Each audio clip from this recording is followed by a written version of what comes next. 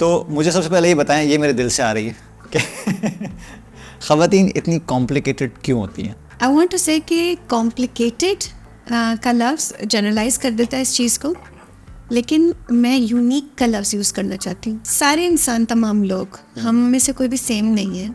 कुछ आदात तो सकनात सेम हो सकती हैं, लेकिन हम सब यूनिक हैं। जब मैं लफ्ज़ यूज़ करती हूँ यार कॉम्प्लिकेटेड है सीन, तो आपके दिमाग में पिक्चर क्या बनती है? बड़ा कॉन्वोल्यूटेड, मुश्किल सा, गिरें लगी हुई हैं, गिरहें। मेरे दिमाग में आता है ऊन का गुच्छा जो कि बिल्ली जिस तरह खोल दे और उसके बाद वो पूरा वो हो जाए ना, हर तरफ से लॉक हुई हुई चीज़ें, कहाँ से लॉक करे आदमी। आप क्लियर है कि आपको चाहिए क्या? जो लोग कंफ्यूज होते हैं, वो कंफ्यूज इसलिए होते हैं क्योंकि वेगनेस होती है दिमाग में, क्लैरिटी नहीं होती।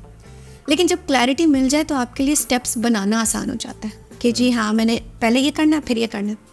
चीज़ें स्टेप वाइज होती है ना, तो गुत्थी सुलझती जाती है। ऐसे बोल लीजिए कि जब आप सेल्फ अवेयर हो जाते हैं तो आपको अपनी खामियां भी तो दिखती हैं, आपको एरियाज ऑफ ग्रोथ दिखते हैं। देखें, दो चीज़ें मैंने बोली। अगर आप एक फिक्स्ड माइंडसेट में, तो आप अपनी खामी को कभी खामी नहीं समझेंगे, आप कहेंगे मैं तो ऐसा ही हूँ। हाँ, बिल्कुल ऐसे ही है। हमारे वेपन्स वाला एपिसोड तो आई होप सबने देखा हो। बट एक चीज़ जो सेल्फ सबोटाज करती है वो है एजम्पशन। प्लीज़ डोंट अज्यूम मैं क्या कहूँगी, डोंट अज्यूम अगला क्या कहेगा। क्यों? क्योंकि एजम्पशंस की वजह से हम बहुत सी चीज़ें नहीं करते जो करनी चाहिए। मैं किताबी बात आपको नहीं बताऊंगी, पढ़ाऊंगी, सिखाऊंगी। मैं आपको प्रैक्टिकल चीज़ें बताऊंगी जो आपके काम आए। ठीक है?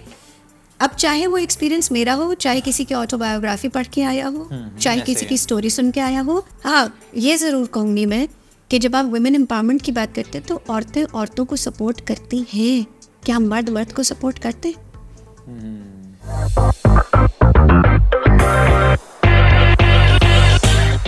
अस्सलाम वालेकुम सनन, कैसी हैं? अल्हम्दुलिल्लाह, बिल्कुल ठीक। आप कैसे? अल्हम्दुलिल्लाह, सेम हेयर।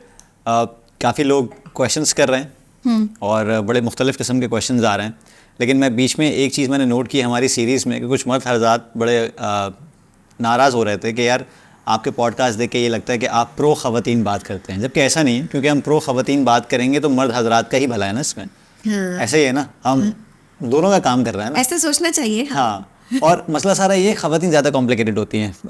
अपॉलॉजीज़, सही है। और इसीलिए हम बेसिकली सना के साथ आज डिस्कस करेंगे कि चलें हम पहले से डिस्क्लेमर देते हैं, ये पॉडकास्ट थोड़ा सा प्रो मर्द होने वाला है, ठीक है? तो लेकिन फ़ायदा अगेन ख़वातीन का भी है और कपल्स का भी है। बिल्कुल ठीक है। तो मुझे सबसे पहले ये बताएं, ये मेरे दिल से आ रही है कि ख़वातीन इतनी कॉम्प्लिकेटेड क्यों होती हैं? और ये कॉम्प्लिकेशंस जनरलाइज भी हुई हैं मीडिया में। फॉर एग्ज़ाम्पल, हाँ करती हैं तो उसमें ना छुपी होती है, ना करती तो हाँ छुपी होती है। फॉर एग्ज़ाम्पल, मैं 10 चीज़ें कर लूँ लेकिन 11वीं चीज़ को पकड़ के, जिस तरह बॉस होता है ना आपका, वो 11वीं चीज़ पकड़ लेता है जो नहीं हुई भी होती। हाँ। 10 चीज़ों पे पानी फिर देता है। तो ख़वातीन क्यों इतनी कॉम्प्लिकेटेड होती हैं? आई वॉन्ट टू से कि कॉम्प्लिकेटेड का लफ्ज़ जनरलाइज कर देता है इस चीज़ को, लेकिन मैं यूनिक का लफ्ज़ यूज़ करना चाहती हूँ। सारे इंसान, तमाम लोग, हम में से कोई भी सेम नहीं है। कुछ आदात तो सकनात सेम हो सकती हैं, लेकिन हम सब यूनिक हैं।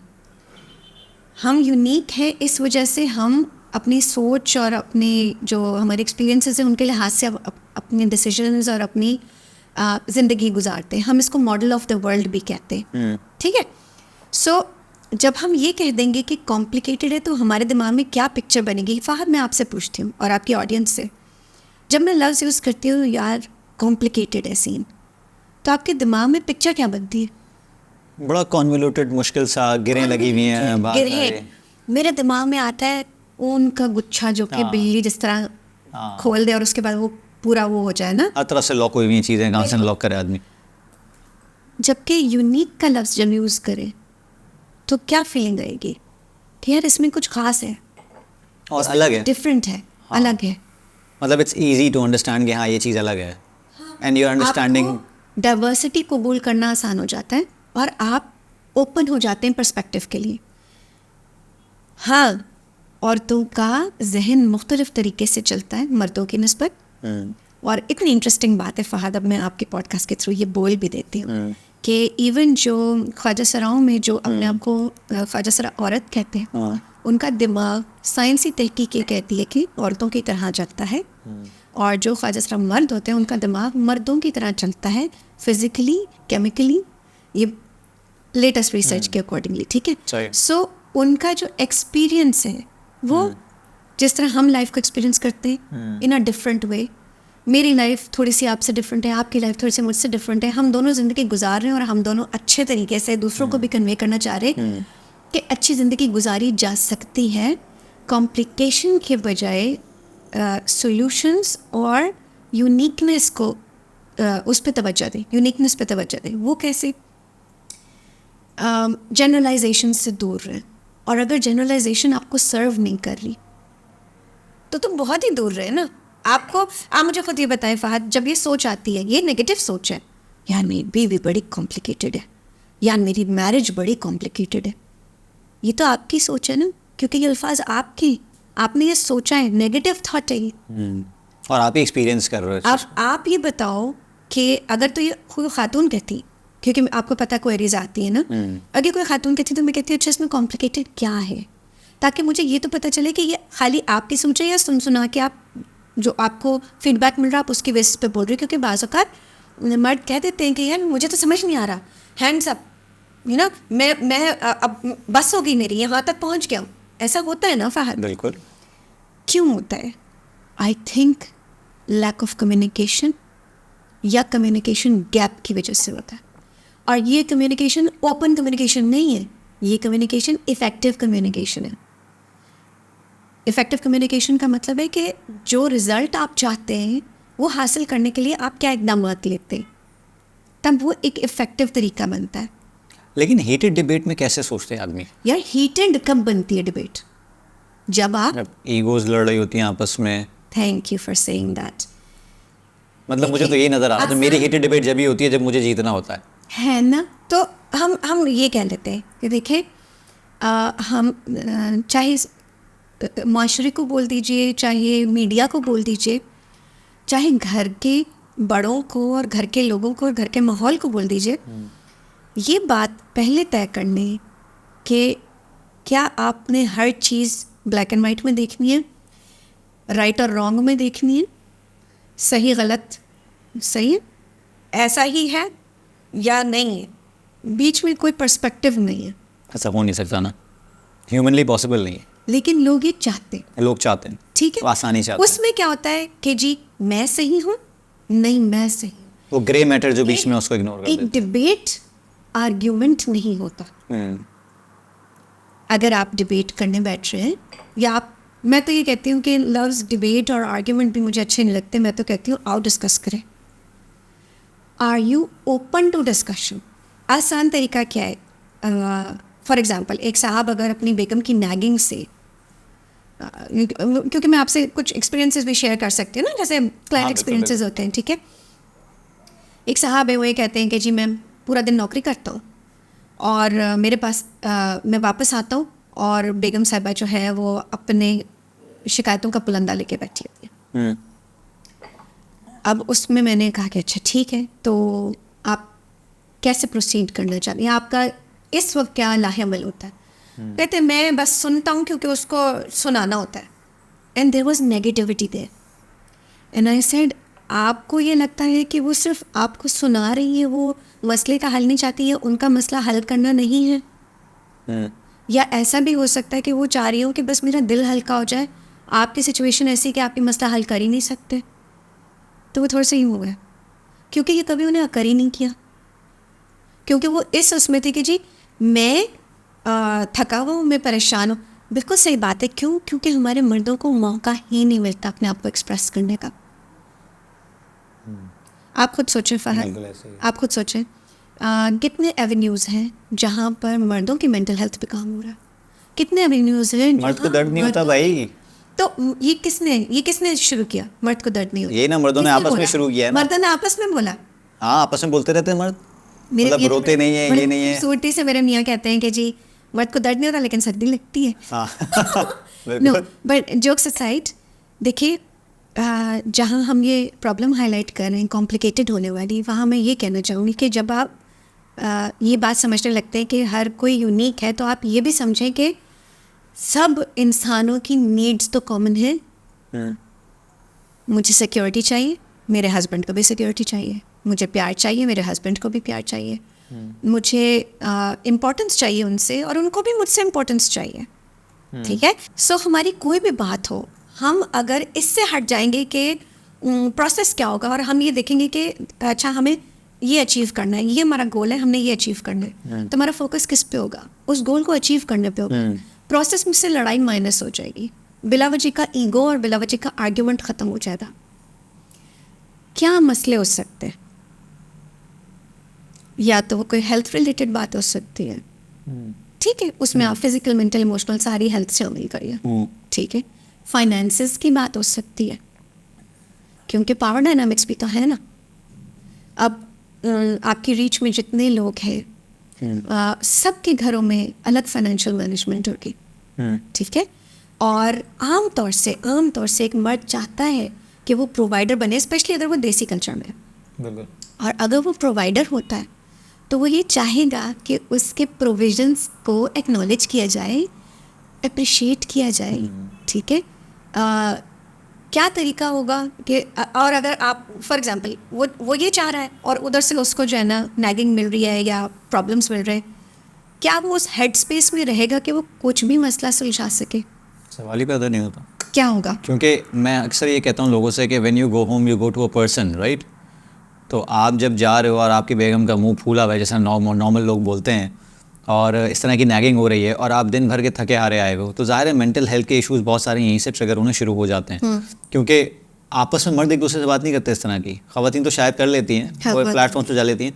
मुझे आज तक नहीं याद मैंने किसी ने मुझसे अपने घर की बेगम के इश्यूज़ डिस्कस किए हों कि मैं परेशान हूँ बेगम की वजह से। बहुत कम होता है, आमतौर से नहीं करते, बहुत एक्सट्रीम केस होता है तो करते हैं। अच्छा, ये भी एक वजह है कि हमारे मर्दों के पास इमोशनल आउटलेट नहीं है, तो वो किस तरह के तरीक़ों पे जाते हैं। I received a call 2 weeks back from a gentleman who said कि जी मेरी शादी को 10 साल हो गए और मेरी बेबी और मुझ में मैं चाहता हूँ कि इंटीमेसी भी बढ़े और मतलब हमारी रिलेशनशिप जहाँ खड़ी है वहाँ स्टैग्नेंट है, कुछ बेहतर हो। उनमें 2 बच्चे, लेकिन अफेक्शन कम है, अप्रिसिएशन कम है। तो बात जो उन्होंने एलैबोरेट की बताई, क्योंकि मैं आपको पता है एक कॉल लेती हूँ, इंट्रोडक्टरी कॉल लेती हूँ, जिसमें मैं गेज करती हूँ कि जी क्या ये ट्रांसफॉर्म होना चाहते हैं या क्या ये सिर्फ रेंट कर रहे हैं। मतलब देखिए ना, कुछ लोग सिर्फ दिल हल्का कर रहे होते हैं, कुछ लोगों को सोल्यूशन चाहिए होता है। आई वर्क विद पीपल जिनको सोल्यूशन चाहिए, इमीडिएट सोल्यूशन चाहिए, फ़ौरन चाहिए। क्यों? क्योंकि वरना तो सालों अपने लगा ही दिए हैं ना। बिल्कुल, ठीक है। सो उन्होंने एक बात कही जिससे मेरे भी कान खड़े हुए, और मैं चाहूँगी कि जो ख़वातीन सुन रही हैं वो ये ज़रूर समझे कि देखिए, आपका मर्द 10 साल तक अगर आपके साथ लॉयल है, कहीं बाहर नहीं झांक रहा, उसके इर्द गिर्द ऐसे मर्द हैं जो ये कहते हैं कि जो कोचिंग पे स्पेंड नहीं करेंगे, थेरेपी पे स्पेंड नहीं करेंगे, या किसी और इस तरह की उस पर स्पेंड नहीं करेंगे, लेकिन वो प्रोस्टिट्यूशन पे स्पेंड करेंगे, वो एक्स्ट्रा मैरिटल अफेयर में पड़ जाएंगे, उनको तवज्जो बाहर से मिलने लगेगी।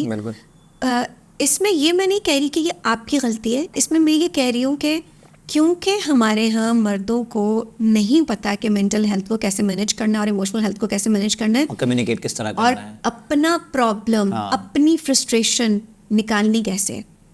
ठीक है, आप जाके ड्रिंकिंग में, ड्रग्स में और ऐसी चीज़ों में पड़ जाते। क्यों? रिहैब होम्स कभी जाके देखें, मेजॉरिटी आपको मर्द मिलेंगे। बिल्कुल। ठीक है, क्यों? राइट, क्योंकि समहाउ उनको अपनी इमोशन एक्सप्रेस करना नहीं आती, और वो फिर एक ऐसा और आते भी है तो उस तरह के लोग नहीं हैं जो बेसिकली उसको रिसीव कर सकें पॉजिटिव अंदाज में। मुझे क्या बताया फहद, बेगम तो ट्रेन नहीं होगी ना हर किसी की। हाँ, वो है। तो किसी ट्रेन प्रोफेशनल के पास जाना चाहिए ना। लेकिन ट्रेन प्रोफेशनल को आप बोलेंगे क्या? मैं जिन साहब का बताई थी कि 10 साल इनकी शादी हो गई और अब वो, उनकी ख्वाहिश तो अच्छी है ना, वो अपनी बीवी से ही ताल्लुकात बेहतर करना चाहते हैं, लेकिन उनको मालूम नहीं है कैसे, कहाँ पे। वो कहते हैं कि मेरे तो जानने वालों ने बोला है कि भाई खामोशी से कहीं भी लाइक लग जाओ, फारिग हो जाओ, या कोई और ऐसा पकड़ लो जो तुम्हें अंडरस्टैंड कर सके। तो वो कहते हैं कि मुझे हैरत होती है कि चलो मेरी अपब्रिंगिंग ऐसी है कि मैं इस तरह नहीं सोच रहा, या मेरा माइंडसेट ऐसा है कि मैं एक ही के साथ लॉयल हूँ और मैं चाहता हूँ कि वही इम्प्रूवमेंट हो, लेकिन वहाँ से ये ख्वाहिश नहीं महसूस होती। तो हमारी जो वुमेन हैं, जो हमारी बीवियाँ हैं, जो हमारी घरेलू औरतें, वो जो ड्रामों में देख रही हैं ना, वो उस तरह से वो बिहेव करने लगी हैं। वो typical villain character, victim character, इनसे बाहर ही नहीं आती। या तो वो ऐसी औरत होगी जो दूसरे का घर ख़राब करेगी और उसको जस्टिफाई भी करेगी कि हाँ, तो मेरा मियाँ मुझे तवज्जो नहीं देता, तो जो दे रहा है मैं उसके साथ हूँ, मैं कम से कम अपने लिए तो, मतलब ये उसको लगने लगता है कि शायद ये सेल्फ केयर है। ऐसा नहीं है भाई। जहाँ मेहनत करनी चाहिए वहाँ मेहनत करनी है। आपका हस्बैंड आपको प्रोवाइड कर रहा है। अच्छा, बहुत से ऐसे हस्बैंड हैं जहाँ ख़वातीन आपको कहेंगे कि हमारा मर्द तो नहीं करता, हिलता भी नहीं है, नहीं कहता। सिचुएशन टू सिचुएशन डिपेंड करता है। उनको अर्ज क्यों नहीं हो रहा ताल्लुक़ बेहतर करने का, ये भी सोचना चाहिए। क्या ये मज़ीद कॉम्प्लिकेटेड बात नहीं है कि दोनों को ख्वाहिश नहीं हो रही कि अपनी रिलेशनशिप बेहतर करें? सही बात। फ़हद, इसमें एक चीज़ और कहना चाहूँगी। सोसाइटी की स्टीरियोटाइप्स और एक्सपेक्टेशंस, अपनी नहीं, सोसाइटी की स्टीरियोटाइप्स और एक्सपेक्टेशंस। शादी कर लो, शादी कर लो, शादी कर लो, शादी करो ठीक हो जाएगा, शादी करो बेहतर हो जाएगी। फिर शादी के बाद लड़की के माँ बाप का इंटरफेरेंस उसकी शादी में और उसकी शादीशुदा ज़िंदगी में। फिर हर दावत में अच्छा जी खुशखबरी कब आ रही है। बड़ी टिपिकल, मैं आपसे ये एग्जाम्पल दे रही हूँ, ठीक है। उनकी ज़िंदगी, उनकी शादीशुदा ज़िंदगी क्या सोसाइटी की एक्सपेक्टेशंस के हिसाब से चलनी चाहिए? अगर हाँ, तो फिर उनकी टाइमलाइन उसे होती है जी 25 साल पे शादी हुई, 30 साल पे 2 बच्चे हो गए, 35 साल की उम्र में अब वो एक like shapeless, like unhealthy couple है, जो कि अब उनको ज़रूरत महसूस नहीं होती एक दूसरे के लिए फिट या खूबसूरत होने की। और फिर इस बात को सेक्रीफाइस का नाम देते हैं कि हमने सारी चीज़ें अपनी सेक्रीफाइस कर दी अपनी औलाद के डेवलपमेंट के लिए, विच इज़ अनदर वर्स्ट कितना एंगल है इस चीज़ का कि वो जस्टिफाई कर रहे होते हैं उसको। फ़हद, इसमें भी जो आमतौर से शादीशुदा जो जिनको थोड़ा ज़्यादा अरसा हो जाता है, उनके बच्चे थोड़े बड़े होने लगते हैं, उनके पास इश्यूज़ आते हैं पेरेंटिंग के।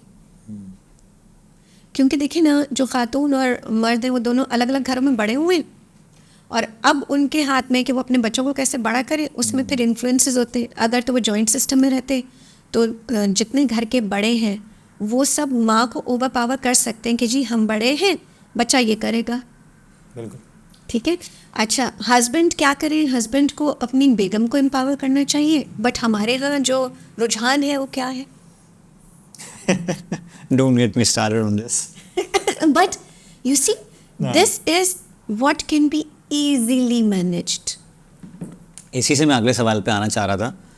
कॉम्प्लिकेशंस आती कहाँ से हैं एक्चुअली? हमारे यहाँ चले देसी मर्द हजरात के बारे में बात कर लेते हैं जो जॉइंट फैमिली सिस्टम में रहते हैं। स्पेसिफिकली उस मर्द को, चलें उस औरत को जो आपके पास है, उसको तो एक मर्द को मैनेज करना है, लेकिन इस मर्द को 10 औरतों को मैनेज करना है, जिसमें माँ भी है, बहनें भी हैं, बेटी भी है, आप भी हो, फिर कोलीग्स भी हो सकते हैं, बहुत सारी औरतें होती हैं। सही है।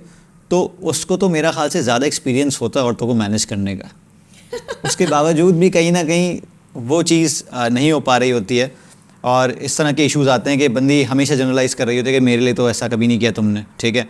अब फॉर एग्ज़ाम्पल ये वाली बात हो गई ना कि भाई माँ के पास जाओ तो भाई वो माँ का मतलब अम्मा के आंचल में रहते हो, अगर बेगम के पास जाओ तो जोरू का गुलाम है। अब बंदा जब यहाँ फंसता है ना, तो असल इश्यूज़ यहाँ शुरू होते हैं बहुत दफ़ा। टग ऑफ वॉर है, और ये बहुत ज़्यादा, क्योंकि देखें माँ का। अच्छा, मज़ेदार बात क्या है, ये टग ऑफ वॉर मर्द की शुरू की हुई नहीं है। बिल्कुल ऐसे ही, वही तो मैं कह रहा हूँ।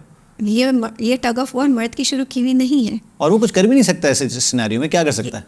मैं आपको बताती हूँ क्या कर सकता है। बेसिकली बिठा के ये समझाना कि जी माँ की जगह माँ है, माँ बीवी नहीं होती, और बीवी की जगह बीवी की अपनी जगह है, वो कभी माँ नहीं बनती। सबसे मुश्किल काम यही समझाना है। ठीक है। और ये चीज़ अब आगे मैं वही कहूँगी ना, इतने लोग हैं जो अपने माइंडसेट पे काम कर रहे हैं। आपने पूछा प्रॉब्लम कॉम्प्लिकेटेड कैसे बनता है ना, एजम्पशंस और स्टीरियोटाइपिंग से। एक अच्छा मर्द से मुराद है जिसकी जो एम्पैथिक हो, जो काइंड हो, सॉफ्ट हार्टेड हो, सपोर्टिव हो, केयरिंग हो, वो अगर अच्छा मियाँ है तो क्या वो अच्छा बेटा नहीं है, और अगर वो अच्छा बेटा है तो क्या वो अच्छा मियाँ नहीं है, ये भी तो आता है। सो आप इसमें कैसे तय करते? आप जाते हैं उसकी अच्छाइयाँ देखते, आप देखते हैं कि एक तो ये रूट करता है नीड्स पे। मुझे मेरी इम्पोर्टेंस मिल जाए तो मैं किसी और से compete ही नहीं करूँगी। सेंस ऑफ कंपटीशन या कंपैरिजन क्यों आता है? क्योंकि एक सर्टन इम्बैलेंस होता है इम्पोर्टेंस गिविंग का। फॉर एग्जांपल फहद, हमने लास्ट डिस्कस किया था कि जी क्वालिटी टाइम एक आपका लव लैंग्वेज है। ज़रूरी थोड़ी है कि मेरी लव लैंग्वेज क्वालिटी टाइम है तो मेरी सास की भी वही हो, कुछ और हो सकती है, गिफ्टिंग हो सकती है, एक्ट ऑफ सर्विस हो सकती है, ठीक है।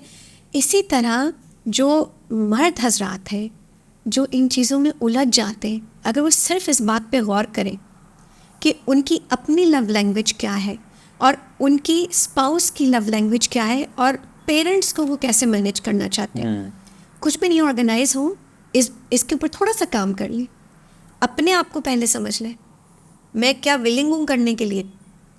इम्पोज कोई नहीं कर रहा, आप अपनी बाउंड्री बने, देखो मैं ये कर सकता हूँ, ये मैं तुम्हारे लिए कर सकता हूँ, ये मैं वालिदैन के लिए कर सकता हूँ, मेरा साथ दो इसमें, सपोर्ट करो मुझे इसमें। क्लैरिटी होनी चाहिए कॉन्वर्सेशन में। इसमें फिर ये कॉन्वर्सेशन है, ये आर्ग्यूमेंट या डिबेट नहीं है, तो हेटेड का तो मसला ही नहीं है ना फिर। असल में सना कहने को ये बातें बड़ी आसान लगती हैं, ठीक है। मैं आपको एक छोटी सी एग्जांपल देता हूँ अपनी लाइफ से। मेरे लिए कॉम्प्लिकेशन कब सामने आएंगे, डेफिनेटली ये सिर्फ मेरा वाक़या नहीं है, ये मेजॉरिटी का वाक़या है, लेकिन मैं अपना वाक़या इसलिए सुना रहा हूँ कि लोग रिलेट करेंगे इसलिए। मेरी अम्मी से बड़ी दोस्ती रही है मेरी हमेशा, सही है। मैं पहला बेटा हूँ, ज़ाहिर है 5 साल बाद पैदा हुआ था, तो अम्मी से अलग क्लोजनेस है मेरी। अब ज़ाहिर है मेरे जहन में ये था कि हर किसी को ये होता है कि यार मेरी अम्मा जो होंगी बेस्ट सास हो सकती हैं या बेस्ट ससुर हो सकते हैं, लेकिन एक्चुअली कहीं ना कहीं स्टीरियोटाइप्स आते हैं जो कि डिक्टेट कर रहे होते हैं, सोसाइटी से भी आ रहे होते हैं, पेरेंटिंग से भी आ रहे होते हैं। तो मैंने जब पहली दफ़ा एक कन्फ्लिक्ट नोट किया था, वो ये था जहाँ मैं एक रफ़ सिचुएशन में आया था। वो ये था कि एक शादी में हमारी बेगम कोई सीन हुआ था कि कंबल नहीं था और सर्दी थी, तो मेरा बेटा छोटा था तो उसको सर्दी लग रही थी।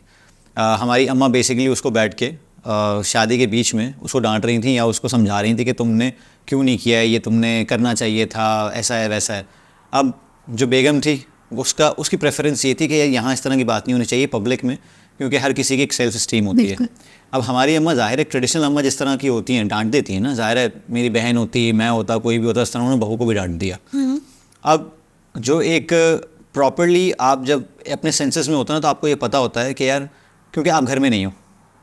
ये चीज़ मैंने अपनी अम्मी को बाद में समझाई, जब हम शादी से वापस आए तो मैंने कहा अम्मी आप, अब ज़ाहिर है मेरी दोस्ती यारी एक जगह है, तो मैंने कहा देखें आपका वो तरीका गलत था, बात आपकी ठीक थी, उसको में कोई मसला नहीं है। अच्छा, मैं पहली दफ़ा स्टैंड लिया था और मैंने बड़े कॉन्फिडेंटली लिया था कि मैं शायद इस चीज़ को एड्रेस कर सकता हूँ, मेरी अम्मी समझ जाएंगी। लेकिन अम्मी होती तो वो चीज़ें फिर उन्होंने कहा नहीं गलती थी, उसको करना चाहिए था। मैंने कहा देखें गलती थी, लेकिन अगर मेरी बहन भी ऐसी गलती करती और उसके सास उसको आपके सामने बोल रही होती हैं, लोगों के सामने बोल रही होती हैं, तो एक सेल्फ स्टीम होती है, हर्ट होती है वो। तो उन्होंने कहा कि नहीं गलती है तो गलती फिर आइंदा उसको एड्रेस करना चाहिए। मुझे एहसास हुआ कि यार शायद मुझे बात नहीं करनी चाहिए थी, इसको ऐसे ही छोड़ देना चाहिए था। कहीं ना कहीं आई डिसाइडेड कि अब मैं आहिस्ता आहिस्ता इनविजिबल लाइंस ड्रॉ करूँगा, because I saw some patterns कि मेरी वालदा या जितने भी मेरे दोस्त हैं सबके प्रॉब्लम सेम है, सही है, वो चेंज नहीं हो सकते। यहाँ पे आपकी बेगम डेफिनेटली वो डिफरेंट घर से आई है, हम तो ये भी रियलाइज़ नहीं करते ना कि वो डिफरेंट घर से आई है, डिफरेंट कल्चर से आई है, उसकी प्रेफरेंसेस डिफरेंट है। अब एक बंदी 30, आजकल तो शादी में लेट हो रही है, 35 साल कहीं और से गुजार के आ रही है, जैसे मेरी बहन है, उसकी थोड़ी सी एज हो गई है, अभी शादी होने वाली है उसकी, डेफिनेटली वो दूसरे घर में जाएगी तो कल्चर बिल्कुल चेंज मिलेगा। व्हेन यू आर 25+, 2-3 दहाइयाँ गुजार के आप किसी और घर में जा रहे हो, मैनेज होने में टाइम लगता है। तो यहाँ पे ना बंदा फंस जाता है, क्योंकि एक आपकी अम्मा का कल्चर है और एक उस बेगम का कल्चर जो दूसरे घर से आई है। अब आप हैं बीच के बिल्ले। अच्छा, उससे क्या होता है, अल्लाह का शुक्र है कि मेरे साथ कोई बहुत सीवियर इशूज़ नहीं है, छोटा सा एक इशू था, ज़ाहिर है अल्लाह का शुक्र है हमारे वालिदैन बड़े समझदार हैं, फिर आहिस्ता आहिस्ता चीज़ें होती गई, हमने मैनेज कर लिया। लेकिन ये चीज़ें मैं एस्केलेट होते हुए देख रहा हूँ बहुत सारे घरों में आज तक, और मर्द मैनेज नहीं कर पा रहे हैं, वो लाइन्स ड्रॉ नहीं कर पा रहे हैं। इसका क्रेडिट मैं खुद भी लेता हूँ, क्योंकि मैंने कहीं ना कहीं इनविजिबल लाइन्स ड्रॉ करनी शुरू कर दी कि इन चीज़ों में मैं नहीं पढ़ूंगा, क्योंकि मेरी परफॉर्मेंस है ऑफिस में, मैं अगर इन चीज़ों में पड़ गया तो मैं वर्क पे वो नहीं दे सकता, मैं सबका मुंह बंद नहीं कर सकता, सबको खिला नहीं सकता सबको। मैं एक ब्रेड विनर हूँ। यहाँ पे मर्दों का इशू ये है कि वो ब्रेड विनर के रोल से हट के ना वो ये सारे टेंशन इंटरनलाइज कर लेते हैं। माँ का प्रेशर अलग, बेगम का अलग, फिर घर ऑफिस में बॉस का अलग, और फिर जो ये फ्रस्ट्रेशन एस्केलेट होना शुरू हो जाती हैं। तो इस सिचुएशन में क्या करना चाहिए आदमी को? मैंने तो चले लाइन ड्रॉ कर ली, इनविजिबल लाइंस ड्रॉ कर ली, कुछ मैनेज कर लिया, लेकिन जो नहीं कर पा रहे और वो सोसाइटल प्रेशर्स में दबे हैं अभी तक। आपने पता है क्यों किया ये? क्योंकि आप सेल्फ अवेयर हैं। And my goals were clear actually. Your goals are clear, you don't want, the intention is not to hurt others. हाँ बिल्कुल ऐसे ही। मैं अपनी माँ को हर्ट करना नहीं चाहता, मैं बेगम को हर्ट करना नहीं चाहता, और मैं अपने आप को भी हर्ट नहीं करना चाहता। बिल्कुल, क्योंकि आप क्लियर है ना, आप क्लियर है कि आपको चाहिए क्या। जो लोग कंफ्यूज होते हैं वो कंफ्यूज इसलिए होते हैं क्योंकि वेगनेस होती है दिमाग में, क्लैरिटी नहीं होती। लेकिन जब क्लैरिटी मिल जाए तो आपके लिए स्टेप्स बनाना आसान हो जाता है कि जी हाँ मैंने पहले ये करना फिर ये करना। चीज़ें स्टेप वाइज होती है ना तो गुत्थी सुलझती जाती है। ऐसे बोल लीजिए कि जब आप सेल्फ अवेयर हो जाते हैं तो आपको अपनी खामियां भी तो दिखती हैं, आपको एरियाज ऑफ ग्रोथ दिखते हैं। देखिए दो चीज़ें मैंने बोली। अगर आप एक फिक्स्ड माइंडसेट में, तो आप अपनी खामी को कभी खामी नहीं समझेंगे, आप कहेंगे मैं तो ऐसा ही हूँ। हाँ बिल्कुल ऐसे ही। तो मेरे भाई अगर आप ऐसे ही हो तो you are heading for disaster. आपकी हेल्थ ख़राब होगी, आपको टेंशन होंगी, आपके साथ जितने जुड़े लोग हैं वो सब भी उसको भुगतेंगे। आपको पता है फ़हद, मैं I want to tell others so that ये सीखें सब। शायद मैंने पहले भी आपके पॉडकास्ट में बोला हो और मैं चाहती हूँ कि हम इसको हाईलाइट भी करें। Please learn the vocabulary for feelings and emotions. अल्फाज बढ़ाइए अपनी लुग़त में जो अल्फाज एहसासात के हैं और जज्बात के हैं। एहसासात अलग हैं, जज्बात अलग हैं, दोनों को मिक्स ना करें। और जब भी आप कुछ बोलते हैं तो इस बात का दिमाग में रखेंगे कि आपने उसके पीछे इतनी सारी थॉट्स सोची तब आपने एक जुमला दिया। ये बिल्कुल वैसे जैसे आप पूछें हाउ आर यू सना और मैं बोलूँ आई एम फाइन। अभी फाइन का कुछ मतलब नहीं है Fahad. I am excited because I am very happy because I am going through sadness because कुछ होता है ना। आपके अल्फाज का चुनाव, ठीक है, आपका मुताला बहुत हो सकता है, बट अगर उस मुताले से आपने ये नहीं सीखा कि आपने अपने अल्फाज का चुनाव कैसे करना और अपने आप को अपनी कम्युनिकेशन के थ्रू अपने आप के बारे में कैसे बताना है, तो आप फंसेंगे। फॉर एग्ज़ाम्पल, जब बेगम कुछ डिमांड करती है तो उसका भी इल इंटेंशन नहीं है, और ये मैं demand in the sense of emotional support कह रही हूँ। बिल्कुल ऐसे ही। फिर ये कोई मटीरियल वो नहीं कि जी मुझे ये चाहिए वो चाहिए, ठीक है। इमोशनल सपोर्ट देना कितना मुश्किल है। अगर आप एम्पैथिक हैं, अगर आप काइंड हैं, अगर आप केयरिंग हैं, अगर आप अफेक्शनेट है तो आपके लिए मुश्किल नहीं है। आपको सिर्फ ये चेक करना है कि उसको इस वक्त क्या चाहिए। क्या उसको एक जप्पी डालने से मसला सॉल्व हो जाएगा? क्या उसको वो सुकून मिल जाएगा, जहनी सुकून, जिससे वो आपको जहनी सुकून दे दे? ठीक है, कंटेजियस होता है ना। हगिंग 18 सेकंड तक हग करने से, चाहे वालिदैन हो, चाहे बेगम हो, हस्बैंड हो, चाहे बच्चे हो, 18 सेकंड हग से क्या होता है? ब्रेन केमिस्ट्री चेंज हो जाती है, ऑक्सीटोसिन रिलीज होता है। 18 सेकंड्स 18 सेकंड्स लॉन्ग हग फहद। कभी देखें आगे से बेगम की ना केमिस्ट्री चेंज हो जाएगी।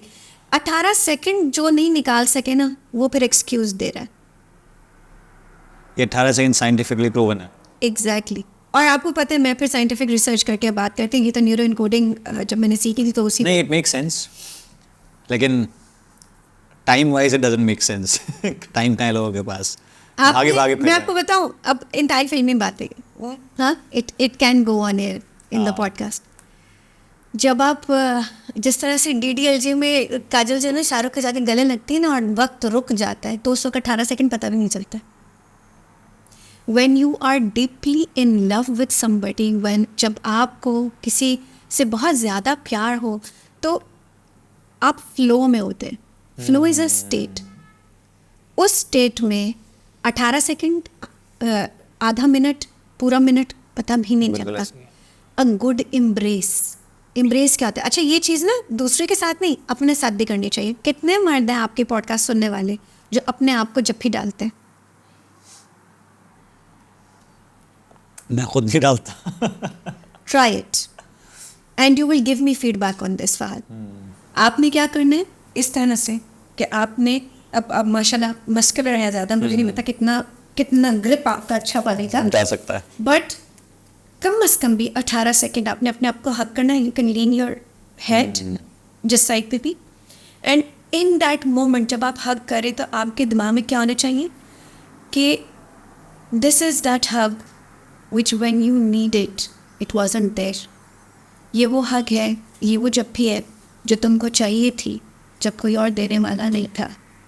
ये वो हक है जो तुमको चाहिए था जब तुम्हें डांट पड़ी थी और तुम्हें उस वक्त किसी ने केयर शो नहीं की. ये वो हक है जब तुम्हारा बॉस तुम्हें जलील कर रहा था और 10 लोग तुम्हें देख रहे थे और जज कर रहे थे और तुम्हें कोई जप्फी देने वाला नहीं था. ये वो हक है जब तुमने मार खाई और उसमें तुमसे किसी ने पूछा नहीं कि तुम्हारी गलती थी भी कि नहीं. Why not? इतना तो अपने लिए कर सकते हैं. ये एक practical exercise, it's a neuro encoding technique. We gift to you. और इसमें जो सेल्फ लव वाला आपने जो एलिमेंट ऐड किया है ना, बेसिकली वो सबसे ज़्यादा तो सेल्फिशनेस से रिलेट कर दिया जाता है. सबसे बड़ा मसला तो यही होता है ना. और ख़ास तौर पे आप, जैसे मैं आजकल मर्दों को देखता हूँ इस इकोनॉमिक क्राइसिस के इस दौर में, जब इंसान की जॉब्स थल्ले लगी हुई हैं, मतलब ये नहीं पता कि आज सुबह जॉब रहेगी नहीं रहेगी, उस दौर में भी लोग अपने घरेलू मसले में इतने ज़्यादा इन्वॉल्व हैं कि वो अपने काम को तवज्जो नहीं दे पा रहे, क्योंकि वो अच्छे हेड स्पेस में नहीं है. फहद, आप खुद सोचो ना, कोई बहुत ज़्यादा जब इमोशनली और मेंटली बर्डनड होगा तो क्या प्रोडक्टिविटी रह जाएगी. और ये इमोशंस ही तो हैं. लोग बेसिकली इमोशंस को असाइड कर देते हैं. ये सारे इमोशनल लोचा तो है, और क्या है. ये बेसिकली आप रैशनली, लेकिन रैशनली सुनी सोच रहे इस बारे में. अच्छा, इमोशन और रैशनल थिंकिंग अलग है ना. हाँ, बिल्कुल ऐसा ही है. ठीक है, मैं ये कहती हूँ कि अगर आप थोड़ा पॉज लें और आप रिफ्लेक्ट करना शुरू करें. कितने हजरात हैं जो कहीं ना कहीं नोट करते हो डायरी में या कहीं पे कि आज का दिन कैसा गुजरा था, उसमें उन्होंने कितनी दफ़ा अपने आप को एम्पावर्ड महसूस किया और कितनी दफ़ा डिसएम्पावर्ड महसूस किया. कोई नहीं लिखता. My mentor says what you right you invite. चलो, कुछ लोगों को लिखना नहीं आता या कुछ लोग लिखना चाहते नहीं हैं, तो वो वॉइस रिकॉर्ड कर सकते हैं, अपने नोट्स लॉग कर सकते हैं. रिफ्लेक्ट करने का मतलब ये, देखिए मैं क्यों कहती हूँ लिख दे, चैनल हो जाता है. एक तो एनर्जी चैनल हो जाती है, बिल्कुल जिस तरह हम जिम जाके वर्कआउट करते हैं तो अपना एंगर चैनल कर सकते हैं या हाई इमोशन कोई चैनल कर सकते हैं. उसी तरह जब आप लिखते हैं तो 2-4 और चीज़ें होती हैं, और ये आई थिंक सारे मर्दों को करना चाहिए. ठीक है, कि ज़रूर रिफ्लेक्ट करें कि मेरे लिए आज सबसे सिग्निफिकेंट चीज़ क्या थी जिसमें मैंने अपनी सिग्निफिकेंस महसूस की. फिर चाहे वो, क्योंकि 24 घंटे की बात हो रही है, पूरे दिन की बात हो रही है, तो ऑफिस इन्वायरमेंट अलग कर लें या वर्क प्लेस इन्वायरमेंट अलग कर लें और घर अलग कर लें. जहाँ डिसएम्पावरमेंट आ रही है उसको प्लीज़ कॉम्प्लिकेटेड कह के साइड मत करें. मसला अगर है तो उसका प्रॉब्लम देखें. अपने आप को ओरिएंट इस तरह करें कि आपने इसका सोल्यूशन ढूंढना है. आप उस हेड स्पेस में कैसे जाएंगे? ड्रिंक करके, स्मोक करके, यू नो लाइक जॉइंट्स लगा के, और इस तरह की चीज़ें टेम्परेरी रिलीफ तो आपको दे देंगी. वक्ती जहन नम हो गया, मैं सुकून कर रहा हूँ, उससे क्या होगा? टेम्परेरी सुकून क्या आपका गोल है?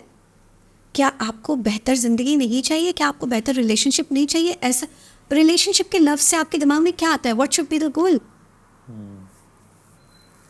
और अप्स एंड डाउन्स आते, चैलेंजेस आते, उन चैलेंजेस के लिए क्या आप इक्विप नहीं होना चाहते? क्या आप नहीं चाहते कि आपको ऐसे टूल्स और टेक्निक्स पता हो कि यार मैं अच्छे हेड स्पेस में रह सकूँ? अच्छा, अगर फॉर एग्जांपल मैं बोलूँ, जैसे अक्सर बोला कि भाई मैं मर्द हूँ, मैं कर सकता हूँ ऐसे, या फिर मैं ऐसा ही हूँ, उस पर ख़वातीन को क्या करना चाहिए? मतलब ये मैं ख़वातीन की तरफ ही पूछ रहा, ये बेसिकली मर्दों की वजह से पूछ रहा हूँ कि भाई मैं ऐसा हूँ, तो what should ladies do to make things less complicated? उसको क्योंकि वो और कॉम्प्लिकेट कर देती हैं, इसलिए पूछ रहा हूँ मैं. सो एक स्टांस ही हो सकता है, मैं स्टांस ही बता सकती हूँ, पर्सपेक्टिव दे सकते हो.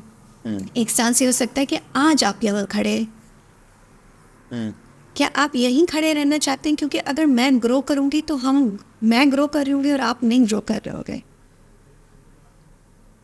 रिफ्लेक्टिव होना चाहिए जो भी बातचीत होनी चाहिए। फिर मैं जैसे एग्जांपल के तौर पे कहती हूँ कि जी एक लाइन है इमेजिनरी, स्केल है ये, इस पे आप तवाज़न देखें कि अगर आप 1 से 10 का स्केल है, 10 का मतलब है बेहतरीन ज़िंदगी और 1 का मतलब है अभी काम शुरू हो रहा है। हाँ, we are not there yet. So इस स्केल पे आज आप कहाँ खड़े हैं सेल्फ अवेयरनेस के हिसाब से? आज आपकी शादी कहाँ खड़ी है? आपकी मैरिड लाइफ में इंटीमेसी कहाँ खड़ी है? और मैं खाली फिजिकल इंटीमेसी की बात नहीं कह रही, emotional, mental intimacy, support and everything. और ये भी देखिए कि आपकी वैल्यूज़ में क्या है। क्या आपको ऐसे ही रहना है? क्या आपके साथी को भी ऐसे ही रहना है? उसमें कोई हर्ज नहीं है। आप दोनों मुत्तफिक हैं कि हमने तो ऐसे ही रहना है, तुम ऐसे ही हो, मैं ऐसे ही हूँ, हमने लड़ झगड़ के ही ज़िंदगी गुजारनी है। तो लोग करते हैं ऐसे, करते हैं बाई चॉइस करते हैं। पता है क्यों करते हैं? Familiarity, because they are familiar, because उनको आदत होती है उस माहौल की, उस नाचाकी की। लेकिन ऐसा क्या है कि जहाँ एक पार्टनर को रियलाइज हो जाए कि यार it should not be happening again, या it's too much, now we should change, Fahad, और दूसरा बंदा ये हो कि नहीं यार ऐसे ही जो भी है। वर्ड्स ना बेमानी हो जाते हैं, फिर action speaks louder than words. अगर मैं कुछ मुस्बत करने जा रही हूँ तो मेरे एक्शंस उसको शो करेंगे। You have to walk the talk. उन एक्शंस को देख के अगला बंदा मोटिवेट हो सकता है कि यार ये भी तो कुछ बेहतर कर रही है, ये भी तो कुछ अच्छा कर रही है, और नज़र आना शुरू हो गया है उस। अगर मैं फॉर एग्जांपल मैं एक बात करती हूँ, मुझे अच्छा लगता है जब मैं किसी वेन्यू पे एंटर करती हूँ, I carry my energy with me. आपको पता है मैं ऐसे इवेंट्स जहाँ मुझे पैनलिस्ट के तौर पे या कहीं पे बुलाया जाता है तो मुझे खुशी होती है जाने में। एक तो ये कि मेरे लिए हम्बलिंग एक्सपीरियंस होता है कि लोग मुझे इस काबिल समझ रहे हैं कि कुछ मेरी बात उन तक पहुँच जाए, तो वो मुझे इन्वाइट कर रहे हैं। दूसरा, मैं जो सिखा सकती हूँ, अगर इन दैट मोमेंट में उन्हें वो वैल्यू दे दो, राइट, तो उनकी ज़िंदगी का कुछ ना कुछ आंसर बेहतर हो जाएगा। ठीक है, तो मैं एक सर्टेन एनर्जी कैरी करती हूँ जब भी मैं कहीं जाती हूँ। आप क्या एनर्जी कैरी करते हैं? आप जब किसी जगह पे एंटर होते हैं तो लोग आंखें चुराने लगते हैं या आपके पास आके मिलते हैं? आप क्या एनर्जी कैरी करते हैं? पहले अपनी एनर्जी को देखें। ख़वातीन के लिए मैं ये कहूँगी कि देखें, हर मर्द को अप्रिसिएशन अच्छी लगती है, हर मर्द को एक्नॉलेजमेंट अच्छी लगती है। नॉट कि औरतों को नहीं, औरतों को भी, बट क्योंकि हम बात कर रहे हैं कि वो औरत एक ऐसे मर्द को जो कि अभी ये कह रहा है कि मैं ऐसे ही हूँ, तो उसके लिए ये ज़रूर कर सकती है कि जो जैसे वो है उसी में पहले अच्छाई तो ढूंढे। बुरा कोई नहीं होता फहद, ऐसे वैसे बुरा कोई नहीं होता, न मर्द न औरत न फजसरा, बुरा कोई नहीं होता। इंसान के अंदर काइंडनेस भी है, कम या ज़्यादा, एम्पैथी भी है, कम या ज़्यादा। अगर आप में कम है तो आप उसको बढ़ा भी तो सकते हैं, बट एक कॉन्शियस डिसीजन है। असल में काइंडनेस का इशू लगता है, क्योंकि काफ़ी सारे ऐसे लोग हैं जो जिनकी फॉर एग्जांपल मैं अभी जैसे मर्द हजरात होते हैं, किसी जॉब में स्टक हो गए, बॉस का मसला है, कुछ है, आप तो जॉब चेंज कर सकते हो, लेकिन बेगम मियाँ चेंज नहीं कर सकती या सास चेंज नहीं कर सकती इस तरह, ठीक है।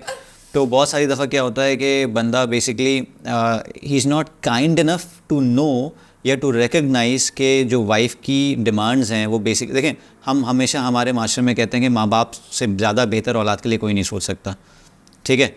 हो क्या रहा होता है कि एनवायरनमेंट बड़ी टॉक्सिक हो जाती है, या टॉक्सिक नहीं भी होती तो वो बड़ी रिस्ट्रिक्टिव हो जाती है, ठीक है। For example joint family system की बात करूँ तो अगर मेरा जहाँ तक ख्याल है, मेरे एक्सपीरियंसेस के मुताबिक मेरी जो ऑब्जर्वेशन रही वो ये है कि ख़वातीन को कहीं ना कहीं एक इंस्टिंक्ट डेवलप हो जाता है कि यार this is to much, now it should change, things should change, क्योंकि वो माँ बन के सोच रही है कि यार हमारे साथ तो हो गया, जो कुछ हो गया मैंने बर्दाश्त कर लिया। ये मैंने बहुत सारी ख़वातीन में देखा है, कितनी ख़वातीन ने उसे ऑब्ज़र्व किया है, शेयर किए हैं, और मैंने अपने ख़ानदान में भी देखा है आसपास कि यार एक हद आती जहाँ पे वो ना उनके लिए टू मच हो जाता है, बस हो जाती है, बोलती हैं यार देखो वो हमारे साथ तो हो गया, हमारे बच्चों पे ये चीज़ गलत आ रही है, अब हमें, क्योंकि वो तो बेसिकली में बच्चों का सोच रही है। अब मर्द क्या सोच रहा है? मर्द बोल रहा है भाई मेरे माँ बाप जाहिर है वो भी तो बेहतरीन सोचते हैं ना अपनी औलाद का, लेकिन यहाँ माँ जो है उसकी बेगम वो अपनी औलाद का बेहतरीन सोच रही है, कहीं ना कहीं कन्फ्लिक्ट आ रहा है। मैं आप इस बात को हम बहुत मुख्तसर करके मैं बताती हूँ, ठीक है। आपने मेरे ख्याल यासे के साथ एक पॉडकास्ट में ये जिक्र भी हुआ है कि कब माँ बाप जो है वो अपने बच्चों को बड़ा नहीं होने दे रहे होते। हाँ, यही तो इशू है। ठीक है, यही तो इशू है। सो मैं भी माँ हूँ, मेरे बच्चे अभी छोटे, एक टीनेजर है, 11 साल की। ठीक है, मैं उनके लिए ख्वाहिश ज़रूर अच्छी रखती हूँ, लेकिन मैं इम्पोज कुछ नहीं करती। हम डिस्कस करते हैं। ऐसा है, फॉर एग्जांपल मेरा बेटा है, उसने हाल ही में इंटरेस्ट शो किया कि जी वो प्रोफेशनल फुटबॉलर बनना चाहता है। हमारे देसी माशरे में स्पोर्ट्स करियर सोचा जाता है क्या? Not really. ठीक है, बट अल्हम्दुलिल्लाह कि उसको एटलीस्ट मैंने इतना स्पेस ज़रूर दिया है कि वो बैठे और डिस्कस करे कि हाँ इसके प्रोज क्या हैं, इसके कॉन्स क्या हैं, क्या होगा और क्या करना होगा to achieve this if this is a goal. और क्योंकि प्लेयर्स जल्दी रिटायर होते हैं फिज़िकल फिटनेस की वजह से, तो रिटायरमेंट के बाद भी आपका प्लान ऑफ एक्शन रेडी होना चाहिए। सो आपकी शॉर्ट साइटेडनेस नहीं, आपकी दूरंदेशी काम आएगी। अगर मैं इस तरह का हेल्दी डिस्कशन अपने टीनेज बेटे के साथ आज कर पा रही हूँ, तो इसका मतलब है कि कहीं कुछ सही सीड हुआ है। ठीक है, क्योंकि बहुत से घरों में ऐसे होता है कि जी मैं तो नहीं बन सका, मेरा बेटा बनेगा, मैं तो नहीं कर सकी, हमारी बेटी करेगी। और वो इसको समझते हैं कि हम तुम्हारे लिए बेहतर सोच रहे हैं, तुम्हारे लिए बेहतर कर रहे हैं, जबकि वो इस बात पे गौर नहीं करते कि बच्चे का एप्टीट्यूड क्या है। माँ बाप में भी आपस में इन बातों पे इख्तलाफ हो सकता है। क्या करना चाहिए ऐसे में? क्योंकि बच्चे फिर मैनिपुलेशन सीखते हैं। ठीक है, जो मैं कहना चाह रही हूँ वो ये कि एक बीवी और एक बीवी को अपने हस्बैंड के पेज पे होने चाहिए। They have to be at the same page when it's about their children. It can not be कि मेरे माँ बाप ये कह रहे हैं और तुम ये कह रही हो। It's not like that. It's not like that.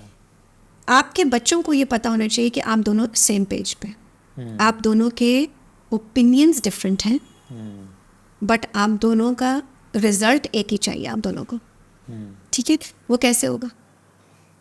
वो आर्ग्यूमेंट्स और डिबेट से तो नहीं होगा, वो इफ़ेक्टिव ओपन कम्युनिकेशन से होगा, वो एम्पैथी से होगा, वो काइंडनेस से होगा। आपने एक बात की थी फाद, काइंडनेस की कमी है दूसरे के साथ नहीं। हम दूसरों के साथ बहुत अच्छे हैं, दूसरों का काम भी कर देते हैं, अपने आप को बर्न आउट कर लेंगे अगले का काम करने के चक्कर में। तो ये तो हम दूसरों के साथ तो काइंड हो जाते हैं।